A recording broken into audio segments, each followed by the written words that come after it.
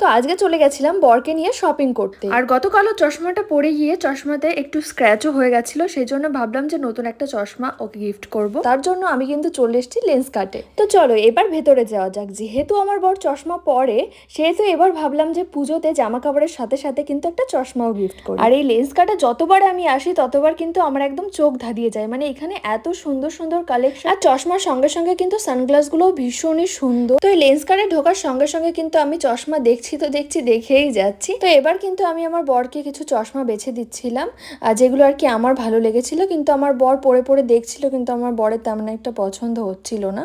তো এরকম অনেকগুলো কিন্তু ট্রাই করা হলো, কিন্তু একটাও আমার বরের পছন্দ হয়নি। তো চশমাগুলো কিন্তু ভীষণই সুন্দর ছিল, কিন্তু আমার বর বলছিল আমার আগের চশমাতেই আমাকে বেশি ভালো লাগে, তাই কি আর করব। তারপরে স্টোরের একটা স্টাফের সঙ্গে বিষয়টা শেয়ার করাতে সে বলল তাহলে আপনার হাজবেন্ডের পুরনো চশমাটার লেন্সই চেঞ্জ করে, মানে নতুন লেন্স লাগিয়ে দেবো, এবং সেটা সম্পূর্ণ ফ্রিতে, শুধুমাত্র ফিটিং চার্জ হিসেবে 199 টাকা দিতে হবে।